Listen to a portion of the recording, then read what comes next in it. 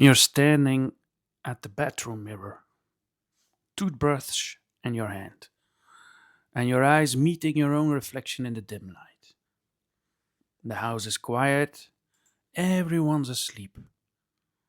This, this is your moment, the one you carved out after everything else was done, and you whisper to yourself, "This time will be different." Maybe, maybe it's the morning routine you're going to nail. Or maybe it's the boundary you're finally going to set. Maybe it's just showing up for yourself the way you show up for everyone else. But before that thought even settles, another voice rises. But haven't you said that before? Ah, that voice, that voice. The one that keeps receipts. The one that remembers every abandoned planner, every forgotten promise, every time you swore this time, and then watched yourself slip back into that same old patterns. You sigh. You rinse your toothbrush, you avoid your own eyes in the mirror. Listen, my friend, here's what I want you to know. This isn't about your habits. This is not about your discipline or your willpower or your morning routine. This is about the stories you've been telling yourself for so long. You even have forgotten it's just stories, not truth, not destiny, not who you actually are. Stories.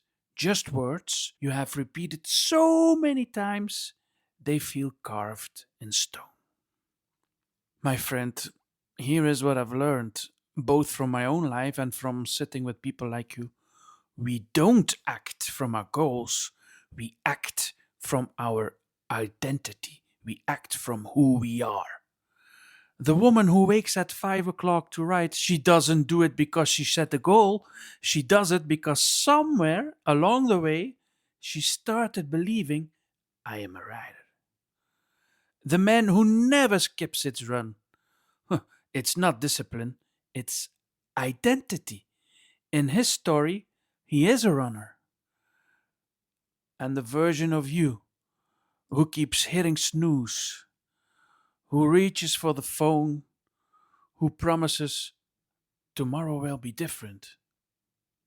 That version is not failing. You are just being consistent with the story you believe about yourself. I am bad at routines.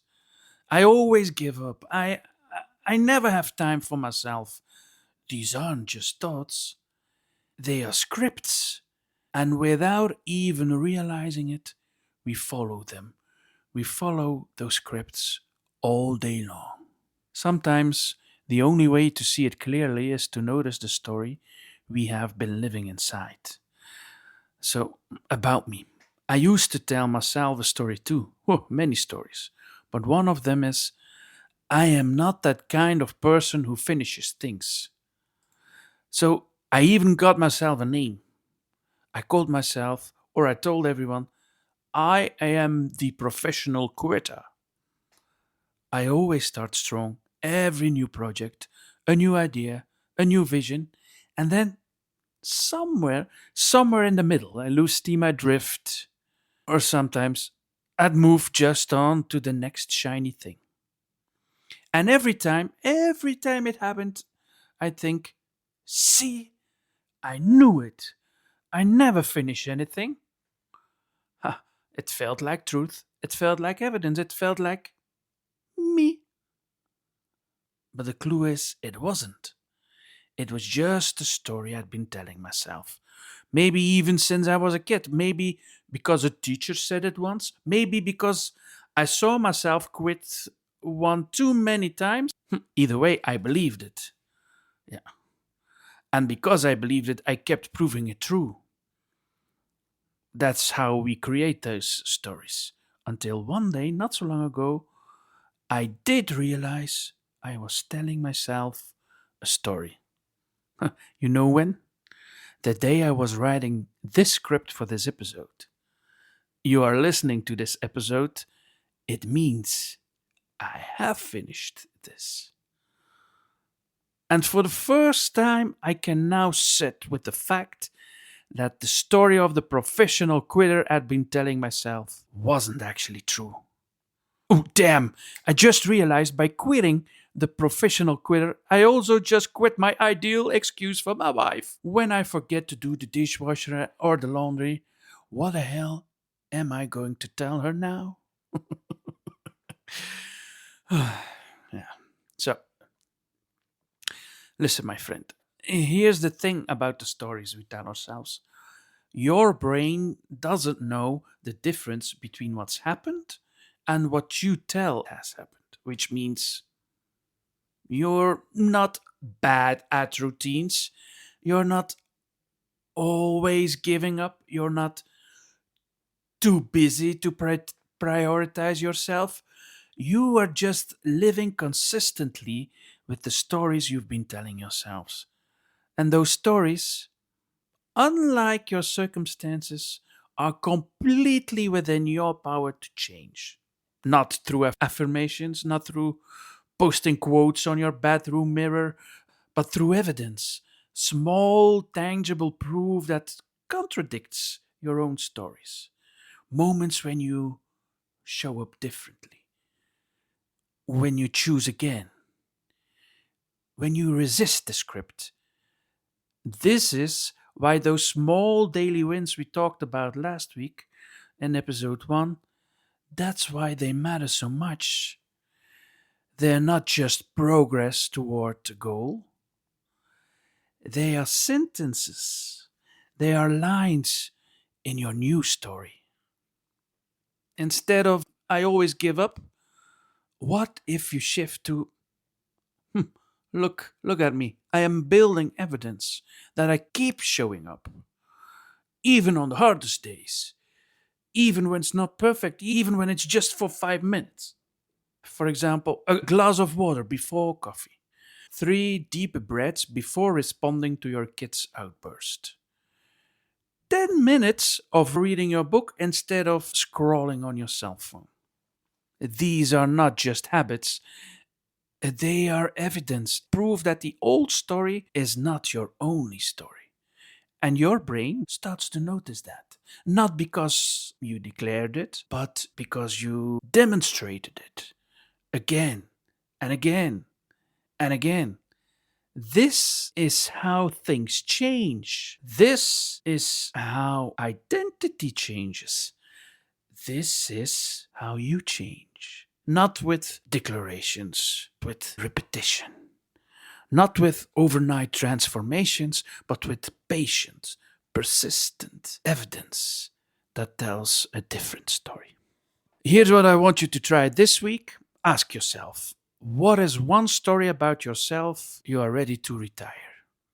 Not one of the stories you tell others, but maybe the one you whisper to yourself when no one is listening. I'll never find balance. Or I always put myself last.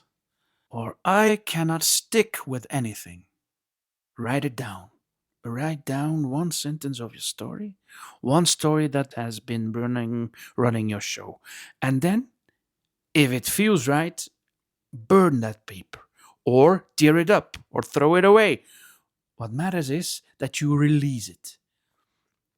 And then on another piece of paper, write just the first sentence of your new story. Something simple, something you can believe, even just barely. I am going to ask my partner or kids to help with the meal prep. Or I am getting up when I have got enough sleep. Or I'm going to sit down every day or every week with my cup of coffee to listen to the Happy Harmony podcast. Oh, damn.